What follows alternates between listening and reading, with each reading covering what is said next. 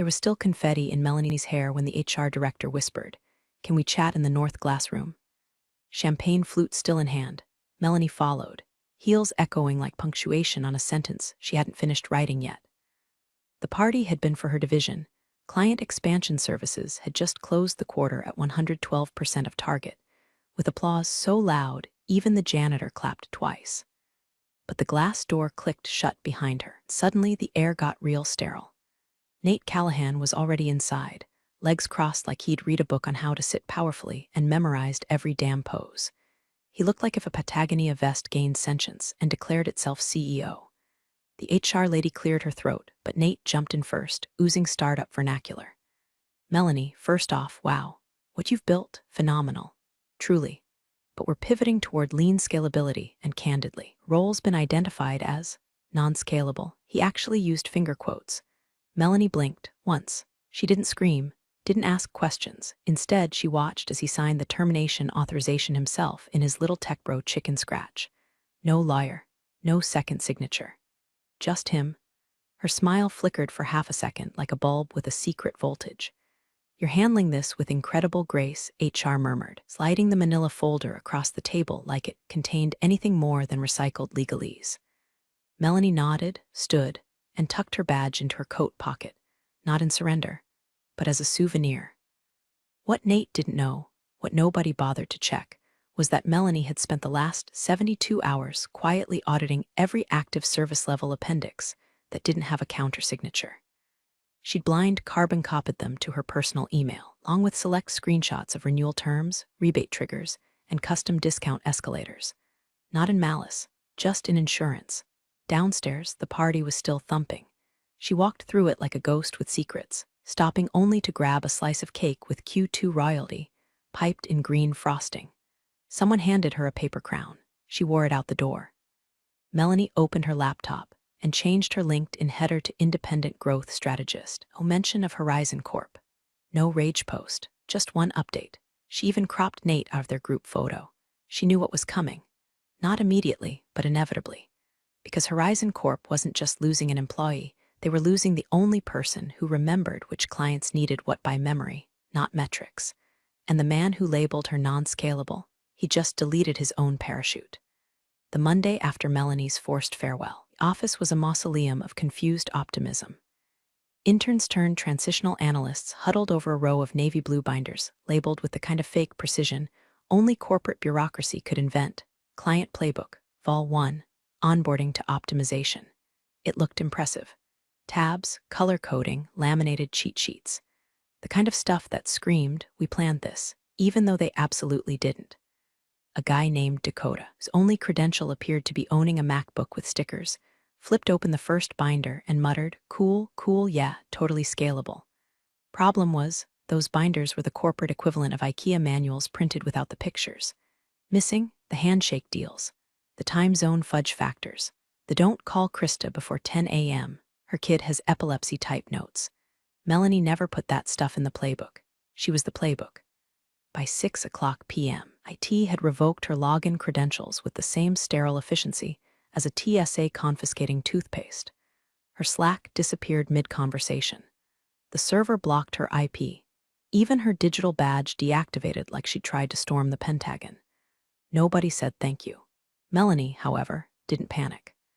At precisely 5:58, with a VPN humming and a cup of licorice tea steaming beside her, she downloaded one final treasure trove, a zipped file labeled Client Gravity Reports Final Zip. Inside, personalized feedback loops, sentiment trends, renewal likelihood predictions, stuff she generated off books using a hybrid of survey logic and, frankly, vibes. She closed the laptop softly, like tucking in a toddler she didn't plan to raise anymore.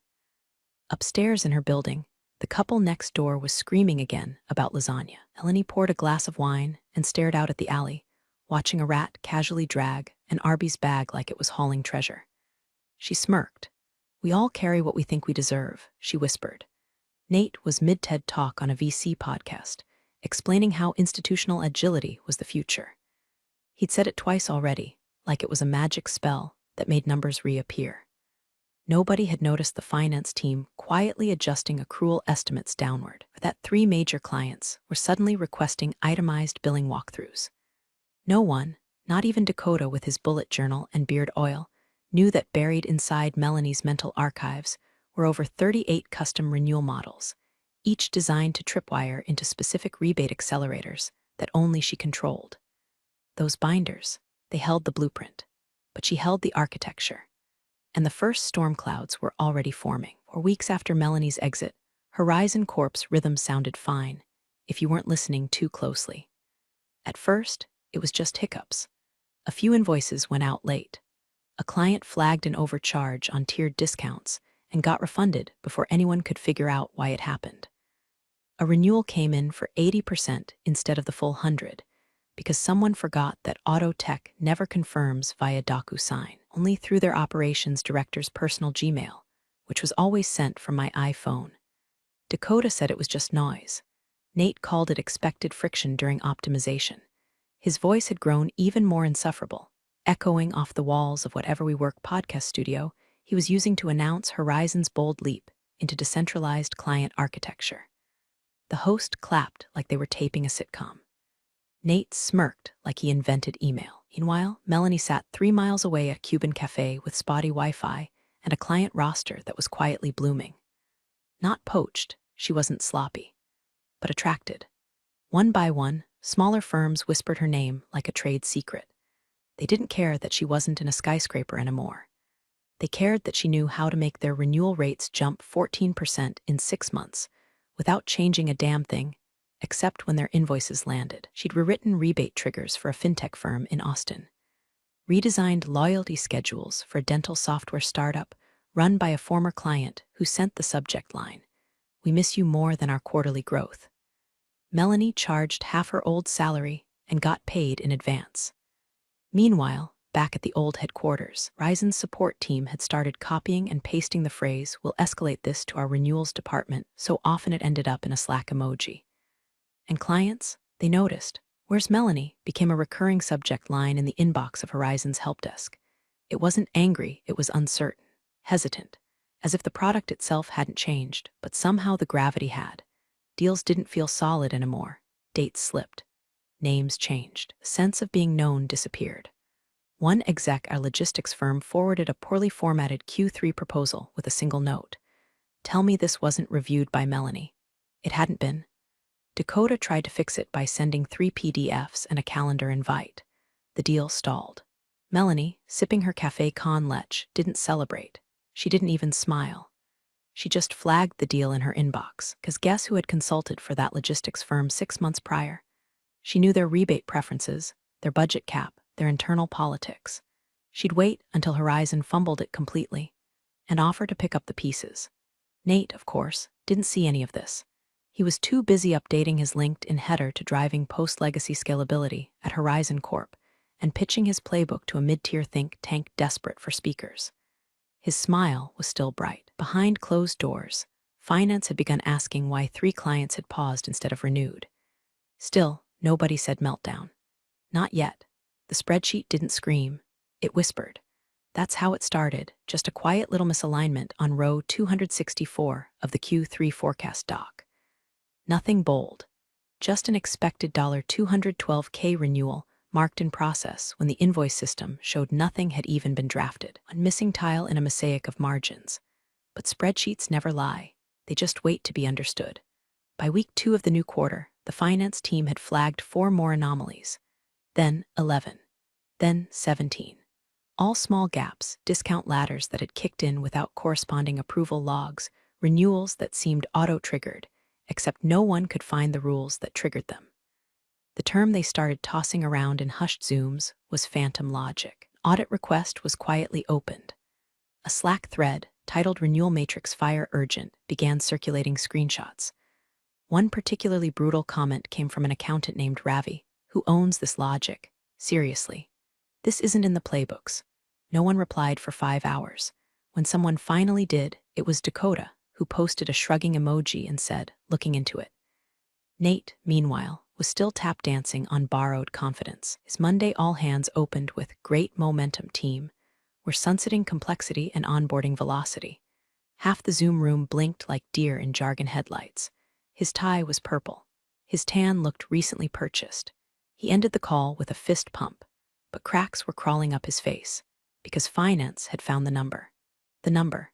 $11,804,332.47. That's what was missing from the rolling projection. Not delayed, not redistributed, not in flux. Missing, just like Melanie. It was death by 1,000 unchecked boxes.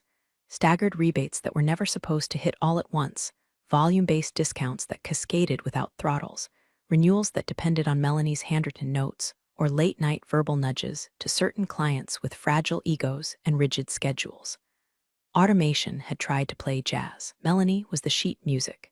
She, by contrast, was sipping a cortado in a bookstore cafe that smelled like warm cedar and cinnamon glue, scrolling through a market newsletter. A single headline caught her eye: legacy firms struggle to translate client trust into scalable systems. She didn't laugh. She just bookmarked it. Nate stopped responding to internal emails with GIFs. His Slack statuses turned from hustlin' fire to just in meetings. His phone rang more. Podcasts dried up. His personal assistant quietly deleted Horizon highlights from his Twitter bio. The board hadn't called, yet, but legal had. And in the corner of every projection slide, highlighted in mustard yellow, that number just sat there. $11,804,332.47, no footnote. No scapegoat. No fix. And no Melanie. Sun hadn't even burned off the dew on Horizon Corp's rooftop garden when the investor call lit up like a Christmas tree wired by gremlins. The rumor had leaked over the weekend. Something about revenue inconsistency and internal visibility challenges. Buzzwords that sounded harmless, until the ticker blinked red and the stock took a polite but pointed 8% nosedive before the opening bell.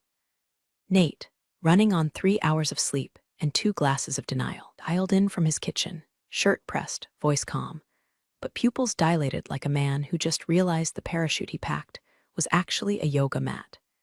"We believe this is a data latency artifact," he said smoothly, like he was describing a browser bug, not a multimillion-dollar black hole.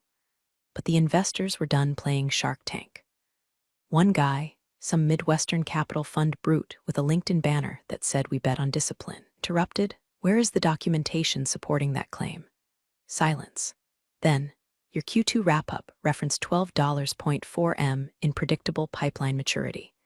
Where is it? Was this reconciliation modeled in QBR? Why is the CTO listed on PTO during an audit response? And finally, from a woman on the call known only by her initials, EP of strategy for a pension fund holding 6% of the company, who architected your renewal cascade logic. And are they still employed here? Nate froze, not outwardly. He blinked once, smiled thinly, said, "We're compiling a complete cross-functional response document as we speak." They weren't. In the background, someone could be heard whispering, "Get legal." Now. Meanwhile, Melanie sat on a weathered bench in Miami, tossing quassa flakes to a 3-legged pigeon and watching the panic unfold on her phone like it was a telenovela. Her LinkedIn inbox had bloomed overnight. Ex-colleagues she hadn't spoken to in years dropping friendly pings like, "Hey, weird times. Quick Q consulting at all?" Or "Lol, what is happening there? Would love your insight." One even sent a gif of a dumpster fire, followed by "Wanna talk." She left them all on read. She wasn't being cruel. Just patient. Panic had turned operational. Finance locked down renewal projections. Sales was told to pause outbound upsell campaigns. IT was pulled into a 7-hour war room over permissions matrix discrepancies. One junior dev accidentally deleted the sandbox environment. People were crying in bathrooms. The board called for a realignment summit. The VP of Client Strategy disappeared from Slack. And Nate stood in front of a mirror in the 42nd floor executive restroom, fixing his tie. Behind him, the lights flickered. His phone buzzed. "Unknown number, need your insight, staggered renewals. Rebate thresholds, call me please." He didn't know it yet, but that wasn't the worst message coming. That would arrive later, with a price tag. At exactly 2:14 a.m., Nate Callahan broke the last rule of being a CEO, he begged. Not publicly, not with tears, with a blinking, desperate text bubble to the one person he'd proudly erased from Horizon Corp's org chart. "Nate Callahan, hey, need your insight. Something about staggered renewals, clients panicking. Not sure what's misfiring. Can you help, please? The message sat in Melanie's notifications like a forgotten voicemail from a drunk ex, unexpected, mildly pathetic, and delicious. She didn't open it. Not yet. She watched 2 more messages slide in by 2:19 a.m., the second riddled with, and the third dropping the corporate mask entirely. I'll make it worth your time. I can loop in legal. What do you need? She yawned, rolled over, and went back to sleep. At 9:47 a.m., from a rooftop coworking space overlooking Biscayne Bay, Melanie finally typed her reply. No emojis. No hey Nate. No closure. Just this $750/HR prepaid. Restoration not guaranteed. She hit send, then leaned back in her chair as a seagull dive-bombed a tourist's cinnamon roll. Harmony in its purest form. Less than a minute later, Nate's response blurted through, done. Where should we send payment? Melanie didn't reply. Instead, she sent a 2-line PDF via DocuSign, titled simply, Consulting Engagement M. Ortiz. It included a prepaid retainer wire of $25,000, required within 4 hours. Payment to be made personally by Nate Callahan. Not Horizon Corp. Nate himself. Not for the money, for the receipt. She wanted his fingerprints on the bailout. Not the board's, not the company's. His. Because sometimes the only thing sweeter than a severance check is a signed confession of irrelevance masquerading as a wire transfer. Nate stared at the PDF like it had teeth. He forwarded it to legal. Legal replied, this makes you personally liable for engagement scope. Strongly advise against. At 10:26 a.m., the money hit Melanie's business account. She didn't crack a smile.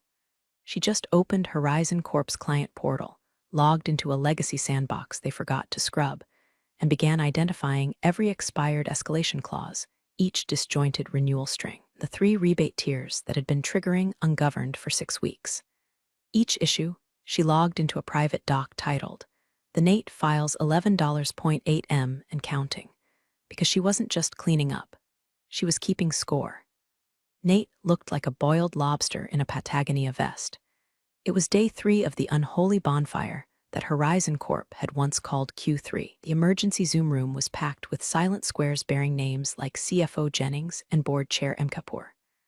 The stock was circling the drain, the forecasts were officially hallucinations, and Nate, sweaty, pale, and 1 lost button away from a breakdown, was clutching a mug that said #rise and grind like it might give him answers. Melanie joined the call late, camera off, then finally on. No virtual background. Just her in a sunlit apartment, wearing a loose linen shirt and the kind of expression you'd wear to a funeral for someone you warned twice. Let's not waste anyone's time, she began, eyes flicking toward the lower right corner of her screen. Sharing now, she clicked present, and there it was. A single-page contract. Simple, surgical, devastating. Position. Executive Vice President, Client Expansion Services term, 5 years, non-terminable without full payout plus 50% equity vest equity. 2% fully diluted basis acknowledgement. Public company statement recognizing original division strategy, authored by M. Ortiz Silence. Then someone on the board coughed. Then, Jesus Christ, then we could modify clause 3 then Nate, we need the numbers back. I don't care how it happens. Nate unmuted. His voice was raw. I think we can work with this. Melanie nodded like a judge accepting a guilty plea. Great. Wire transfer clears, contract activates, and it had. She checked her app before logging on. Nate's $25K personal retainer, already spent in part on a bottle of 1985 Bordeaux she had no intention of opening. Ever. With a few keystrokes, she ran 3 precise database queries. Then she made 1 phone call. It lasted 6 minutes. Her tone was warm, then firm. Warm again? She said a name, then a number, then the phrase, that's not how I trained them, and I'll fix it. By the time she hung up, the client portal had synced. 3 major renewal delays reversed, 2 rebate tiers manually throttled. Revenue forecast revised upward by $12.1 million. Not a single analyst had touched a damn thing. Let me be clear, she said, still screen sharing the doc, now marked signed. Your systems aren't broken. Just never earn trust. I did. The CFO's square lit up. Welcome back, Melanie. Nate didn't speak. The board thanked her. Nate nodded stiffly. She smiled. But deep down, the real question was already burning. Would she stay or twist the knife? Because power doesn't always taste better when you keep it. Sometimes it's sweeter when you give it back. after branding your initials on the scorched earth. The ballroom at the Conrad was dressed like success was a color scheme. Mahogany podium, cobalt uplighting, sleek banners screaming reclaimed momentum. In fonts that cost more than someone's rent. Horizon Corp's annual meeting was standing room only, shareholders stacked shoulder to shoulder with analysts, execs, and a few sweaty interns still unsure if they were invited or just wandered in for the free crab cakes. Nate sat front row, jaw clenched, hands folded, the luster of his startup guru image dulled to a chalky resignation. Behind his smile was the haunted knowledge that this entire spectacle, the cheering, the graphs, the new Q4 guidance, all rode on the back of the woman who was about to torch the stage and walk off with the company's last remaining dignity. And now, the board chair beamed, "Please welcome the architect of our Q3 recovery, our turnaround hero, Melanie Ortiz." Thunder, standing ovation, cameras flashing like Judgment Day. She walked up in a black silk blazer, her pinned back like she had something to say and didn't care if it bruised. No cue cards, no slides, just truth. "Thank you," she said, voice calm enough to cut through marble. "A month ago, I was asked to return and clean up a mess created by the illusion that people can be replaced by playbooks. I did. The numbers are back. The trust. We'll see." She paused. The audience leaned forward. I was offered permanence. Power. A blank check with my name in the corner. But I came back to remind this company, and anyone watching, that value is not a headcount. And trust isn't scalable when you've fired the memory of how you earned it. Then she smiled. "And so, I'm resigning. Effective immediately." Gasps. One woman dropped her pen. Somewhere, Nate exhaled so hard it almost sounded like relief until he saw what came next. She held up a folder. "Per the agreement, my equity vests today. Based on current valuation, that's $12.3 million. A polite ripple of applause. The kind people give when they realize the magician's trick was real. Melanie turned to the crowd one last time, and to anyone still trying to build loyalty with spreadsheets instead of relationships, remember this: if you can't scale respect, you can't scale revenue. The place exploded. Nate didn't stand. Couldn't. He watched, dead-eyed, as Melanie stepped down from the stage and into a tide of backslaps, handshakes, and LinkedIn requests firing off like fireworks. Her heels echoed down the marble hall. She didn't look back, and he knew, deep in the part of him that still believed in TED talks and buzzwords, that she hadn't just won. She'd closed the door so hard it locked behind her. Melanie left the building that night without fanfare. No security escort, no cardboard box, just a bank notification and a silence so satisfying it rang like applause.